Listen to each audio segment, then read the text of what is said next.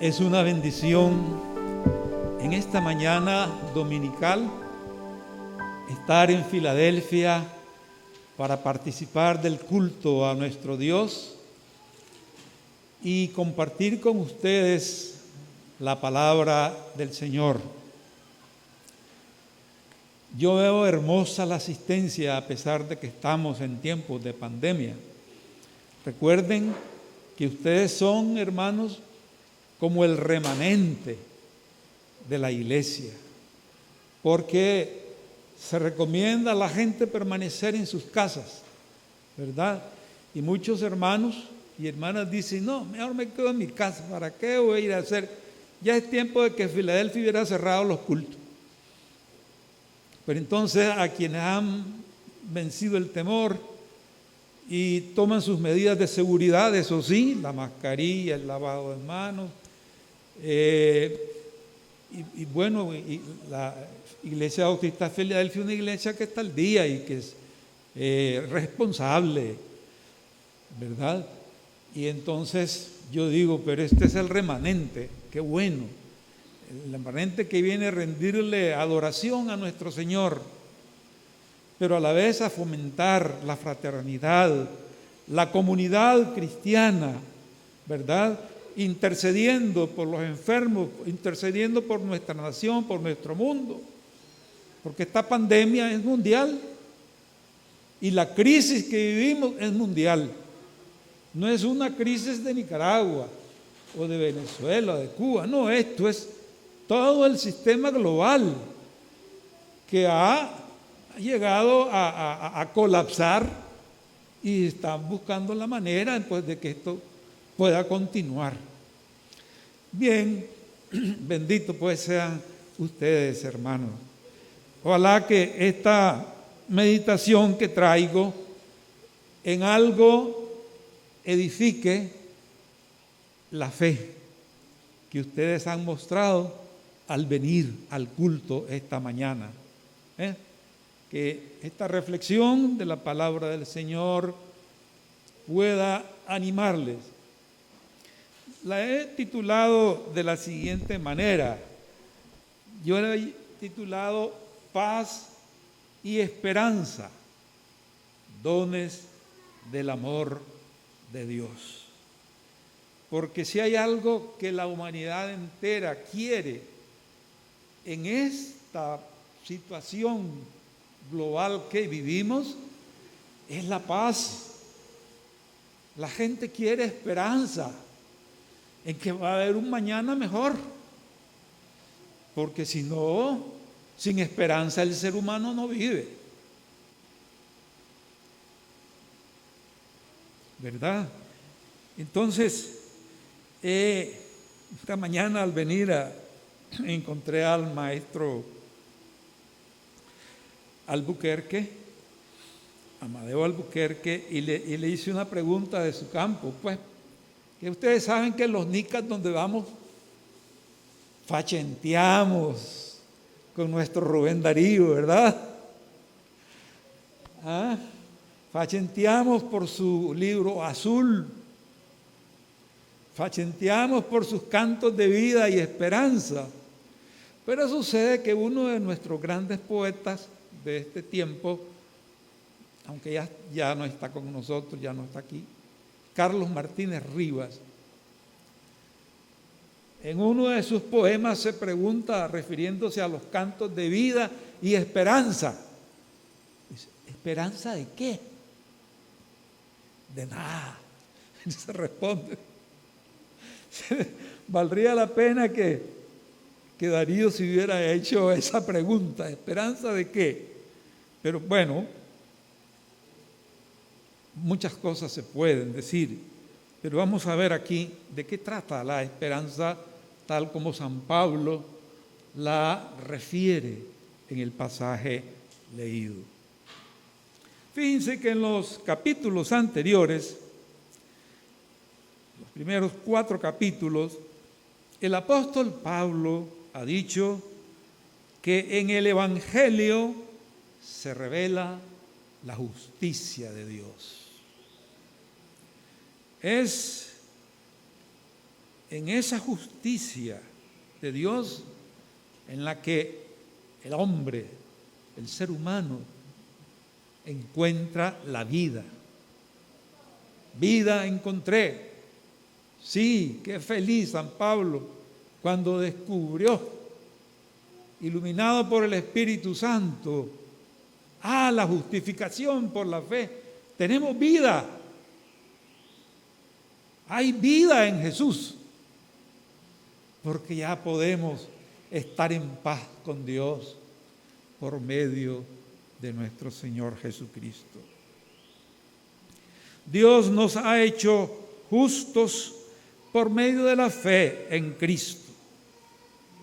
Apoyándose en su propia experiencia, Pablo nos ayuda a descubrir el cambio que se da en nuestras vidas desde el mismo momento en que nos encontramos con Jesús.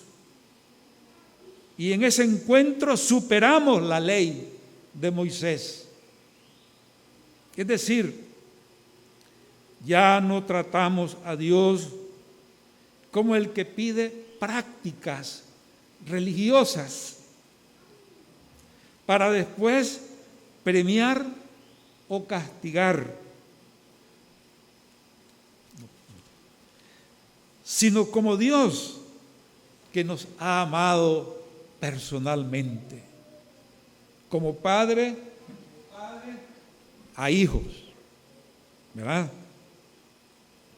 Y eso lo vemos en Jesús, muerto y resucitado por nosotros. Ahí está la prueba, la más grande prueba del amor del Padre por nosotros. Entregó a su Hijo. Ahora bien, ya estamos en paz con Dios. Paz es el primer don del amor de Dios.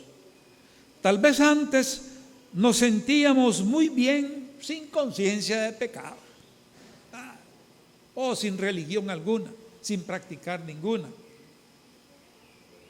o con sentimientos profundos de culpa, muy graves, por no poder agradar a Dios, como le pasaba a Lutero, ¿verdad? Que se hizo monje, comulgaba todos los días, pero no sentía paz, hasta que a través de la palabra encontró la paz de Dios. El justo por la fe vivirá. Paz con Dios significa esa relación con Dios como justos por medio de Jesús. La paz no es un sueño, un deseo. La paz es una realidad, algo que ya Dios nos ha otorgado con el acontecimiento cristiano. El acontecimiento cristiano por excelencia, que para nosotros es la venida de Jesús a este mundo.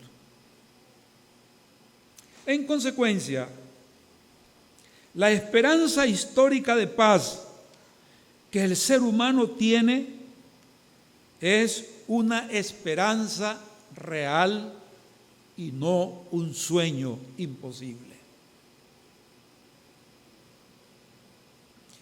Es un estado de gracia en el cual vivimos ya, sin que sea necesario verlo o sentirlo, sino darlo como un hecho por medio de la fe. Es como si alguien se me acerca y me dice: mira, ahí te doy para tu ministerio, y me da un billete de 500 córdobas aquí en la bolsa. Si yo digo: yo no tengo un billete de 500 en la bolsa, no lo creo. Pero ahí está el billete. Y si digo: realmente tengo un billete, el billete sigue estando. Lo creamos o no, el billete está allí. Entonces eso pasa con nosotros. Eso pasa con la comunidad. Si tal vez no te sentís bien por una u otra razón, decís, no, yo no tengo la paz de Dios porque es que yo no la siento. ¿Dónde está esa paz? Porque yo no la tengo. Pero si no cree, pues no la tiene, pero ahí está, ahí está. ¿Saben que a veces he pensado que la paz con Dios a nosotros nos pasa con cuando buscamos la felicidad? Hay un refrán que dice que cuando buscamos la felicidad no la encontramos, y cuando no la buscamos, la felicidad, como la cola de un perro, nos viene siguiendo, va detrás de nosotros. Bueno, es que por la falta de fe no se vive esa paz real que el Señor nos ha traído. Bíblicamente es importante que estar en paz con Dios es un estado de gracia, del cual es necesario estar conscientes para disfrutar de la presencia de Dios en nosotros. Por eso me encanta ese himno, puedes tener paz en medio de la tormenta. ¿Verdad que es lindo? Me fascina cuando se canta aquí ese himno, puedes tener paz en medio de la tormenta. Claro que sí. ¿Por qué? Porque no depende de nosotros, sino que la paz de Dios ya está dentro. Dejémosla que fructifique. Disfrutémosla por la fe.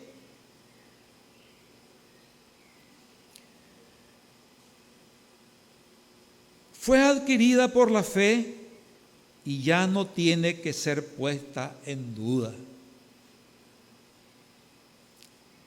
Dicen que esa es una historia oriental. Una vez un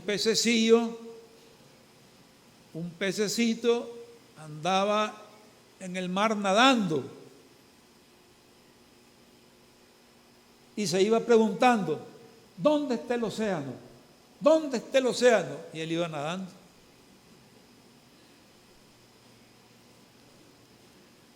Así pasa a veces con nosotros. ¿Dónde está la paz de Dios? Pero ahí está. Hay que aprender a vivirla, a sentirla, a palparla. Y pasemos al otro don, que es la esperanza. ¿De qué esperanza? De la gloria de Dios. Esa es la esperanza de la que habla aquí Pablo en Romanos. La esperanza de la gloria de Dios. La esperanza es la prolongación futura y escatológica del presente estado de justificación. ¿Ve qué lindo eso? Es la justificación prolongándose hacia el futuro y hacia lo último de la historia. Escatología es esa, a las últimas cosas. La esperanza se va prolongando. Pero en cuanto don esperado, la participación en el mismo no es solo una realidad pendiente, sino que fundamentalmente ya está dada en el hecho de Jesucristo. De ahí que la esperanza también puede constituir un título de gloria, no un sentimiento fantástico y exaltado. Ven, por ejemplo, nosotros no hacemos tanto énfasis en la algarabía de nuestros cultos, ¿verdad? Como tratando de hacer eso para sentir más real la esperanza. No, es cuestión de fe. Es cierto, hay algo ya realizado, pero todavía no todo está hecho. Falta algo por parte de Dios que todavía es objeto de esperanza. Ya tenemos esperanza en Cristo. Recuerdo que hace unos años hubo una gran campaña continental bautista que se llamaba Cristo la única esperanza. ¿Verdad? ¿La recuerdan? Cristo la única esperanza. Eso es real. Él es esperanza. Pero aún no se ha manifestado toda la esperanza, porque no hemos visto nosotros en este mundo todavía toda la plenitud de la gloria de Dios en Cristo Jesús, la cual está encerrada en ese acontecimiento que esperamos al final de la historia, como es la parusía, la segunda venida de nuestro Señor Jesucristo. En el versículo 3, el apóstol Pablo menciona algo nuevo: la gloria de las tribulaciones. No se le escapó esa realidad humana al apóstol, porque en ninguna parte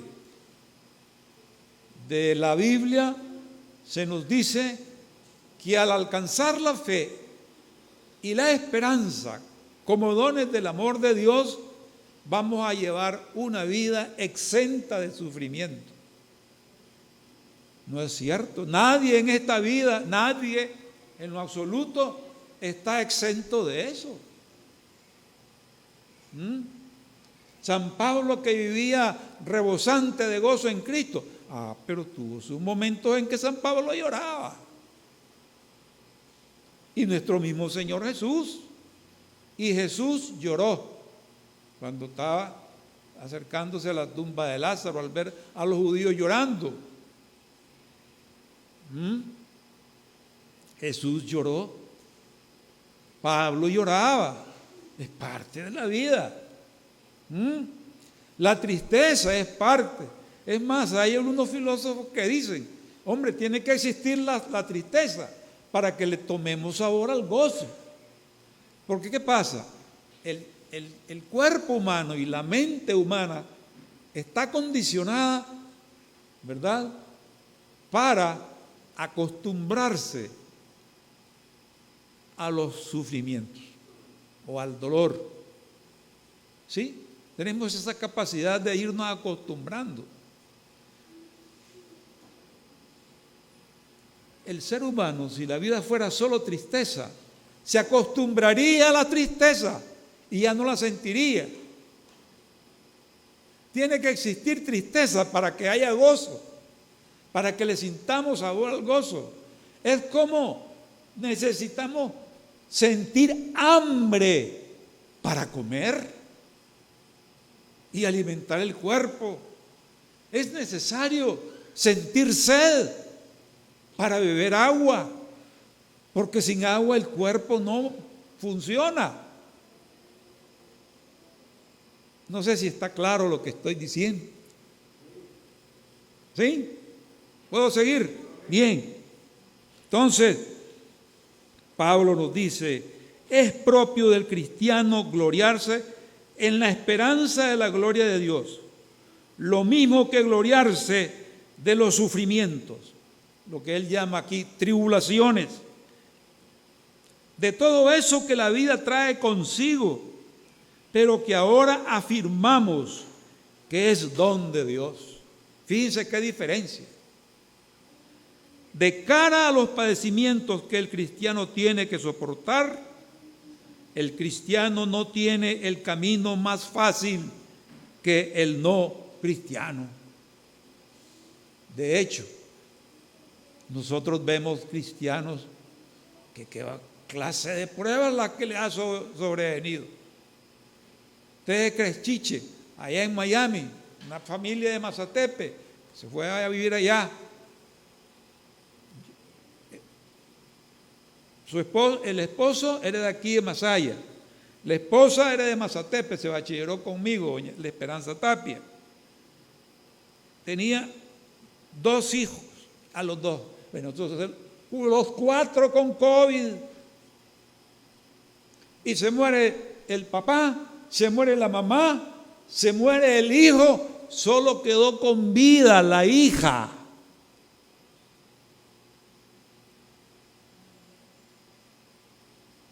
No está exento el cristiano de sufrimiento grande. Ustedes conocieron a la familia Casanella,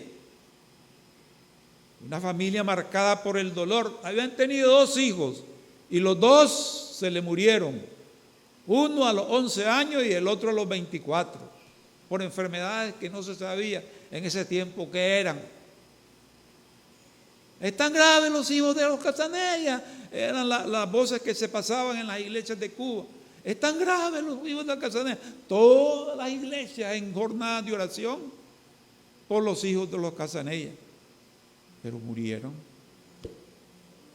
Yo me acuerdo que cuando ellos vinieron como misioneros a Nicaragua y pasaban por la farmacia Guerra, allá en Mazatepe, después del terremoto de Managua, me decía don Jaime Tapia, el dueño de la farmacia: hombre petó, cada vez que miro pasar a esa pareja frente a mi casa, yo digo, ese es Job, ese es el Job de ahora, refiriéndose a don Mario. Una persona tan entregada al Señor. No estamos exentos. Pero entonces San Pablo engloba eso y no lo mira como un mal, como una desgracia, como una maldición. No, San Pablo le da un viraje y dice que paradójicamente el cristiano se ubica ante las tribulaciones como un motivo de gloria, sin triunfalismo vano.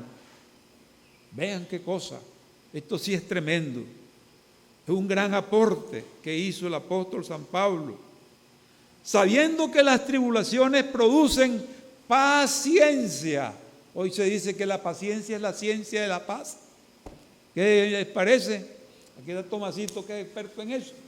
Dice que la paciencia es la ciencia de la paz. Realmente, para que haya paz hay que ser paciente. Imagínense si en una vida matrimonial eso no aguanta. Un día explota. Un día alguien dice, hasta aquí llego, man, ya no puedo. Tiene que haber ciencia de la paz para que eso pueda durar, ¿verdad? Entonces, la paciencia, el aguante, nada de huidas o impaciencia, no, soportar, porque vemos que en esa tribulación, ahí también se está manifestando la gloria de Dios. ¿Qué tal si nosotros empezamos a ver que esta pandemia, aquí se va a manifestar la gloria de Dios? Estas tribulaciones son parte. Leonardo Bosch sigue insistiendo, este teólogo brasileño, de que esta pandemia es la factura que nos pasa la naturaleza, porque hemos desbaratado al planeta con tanta tala de árboles, con la destrucción de los ecosistemas y poco de cosas. Entonces, estos virus que antes estaban viviendo, habitando en árboles, en bosques, al quitárseles el medio donde vivían, ¿qué tienen que hacer? Buscar a los seres humanos para poder seguir viviendo. Dice, es la venganza de la naturaleza. Bueno, tenemos que cuidarla. La naturaleza, la creación, hay que cuidarla. Este planeta hay que cuidarlo. Y eso es parte de la vida y de la fe cristiana, cuidar este planeta porque esto es creación de Dios. Otros no lo verán así, pero para nosotros es creación de Dios. Esto le pertenece a Dios y si le pertenece a Dios, hay que cuidarlo. Es la mayordomía de la creación. ¿No le ven lógica a eso? ¿Verdad que hay algo de lógica? ¿Verdad, Noemí? Vos que sabes más que yo de esas cosas. ¿Verdad? Bueno, Noemí es ingeniera en geología, sabe mucho de estas cuestiones. Yo estoy hablando como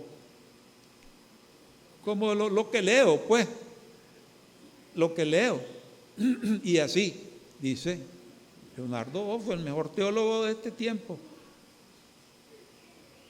Pero podemos revertirlo. Estamos tarde, pero todavía estamos a tiempo. Así dicen los teólogos, los filósofos, los sociólogos, todos. Bien, pero no solo la paciencia. Dice que también la paciencia produce, voy a ver cómo está la versión aquí. A ver la versión, cómo está aquí, la versión aquí. ¿Qué produce la paciencia? Dice, la tribulación produce paciencia y la paciencia prueba. Y yo digo, prueba. Sí, quiere decir una virtud probada. Ahí hay una palabra que es mejor traducirla como virtud probada, porque fue tomada del mundo del trabajo con los metales. Supónganse que iban a purificar el oro, tenía que pasar por el crisol de la prueba para que se le quitaran todas las impurezas al oro y ser un oro más puro. ¿Ya? Entonces así, cuando nosotros ante las tribulaciones manifestamos paciencia, el fruto de la paciencia es una virtud probada. Una virtud probada. ¿Ves? ¿Y qué produce esa virtud una vez probada? Produce esperanza. Pero dice que esta esperanza no avergüenza. Es decir, no es una esperanza vana, no es una esperanza falsa, es una esperanza real. Para entender mejor eso, recordemos una cosa. Pablo ve al pueblo del Antiguo Testamento como un pueblo que su esperanza quedó frustrada porque quedó en lo provisional.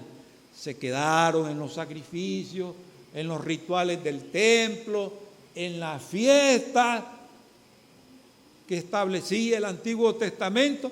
En eso se quedaron. Pero el cristiano no quedó allí. No quedó en los sacrificios del cordero en el templo. No, un solo cordero. Jesús en la cruz del Calvario. Jesús resucitado. El Jesús que asciende a la gloria del Padre y que promete volver. Juan de Patmos, el escritor del Apocalipsis, dirá de esto que son los cielos nuevos y la tierra nueva. Hacia eso vamos y eso es lo que esperamos y esa es la esperanza de gloria. Ese es el contenido de la fe cristiana. No es una esperanza inútil. Había en el seminario bíblico latinoamericano un profesor que era bien chistoso y bien dador de broma. Una muchacha mexicana, enamorada que estaba como novia de un muchacho venezolano, de ahí, pero ella bien enamorada y el muchacho decía que no quería compromisos de futuro. Eso no iba con él. Que cuando iba a un matrimonio, él decía del novio, el próximo no seré yo. Entonces Este profesor, Carmelo Álvarez, cuando encontraba esperanza, le daba una broma que solo a él se la aceptaba. Esperanza inútil, flor de desconsuelo. Esperanza inútil, flor de desconsuelo. No, esto no, la esperanza cristiana no es inútil ni es flor de desconsuelo. Ya la esperanza está aquí, porque dice San Pablo que esto nos fue dado por el Espíritu Santo. Está en nosotros. El Espíritu Santo está en vosotros. La esperanza no avergüenza, porque el amor de Dios ha sido derramado. Qué perfume más lindo. Ha sido derramado en nuestros corazones por el Espíritu Santo que nos fue dado. Es decir, ya tenemos una garantía de esa esperanza, algo que ya Dios nos dio como promesa de esa gloria que va a manifestar, que es el Espíritu Santo. El Espíritu Santo que ya está aquí desde el mismo momento en que aceptamos a Cristo. Dejémoslo ahí porque se me pasó el tiempo. Me tiré 25 minutos. Que el Señor me los bendiga, que el Señor los guarde de COVID. Todos los días encomiéndense al Señor, encomienden a nuestro país, encomienden en oraciones al pueblo cubano, que la gloria de Dios se manifieste en estos países, que el Señor responda a las oraciones de los cristianos que están doblando rodillas y que realmente este tiempo sea un tiempo de conversión, un tiempo de buscar a Dios, un tiempo de buscar a Dios con todo el corazón. Los proyectos humanos pueden fracasar, los proyectos humanos, por hermosos que sean, pueden colapsar y lo estamos viendo. Han colapsado las utopías pasadas, pero la esperanza de la gloria de Dios no va a fracasar. Esa es la esperanza que llegará hasta el fin de los tiempos. Amén y amén.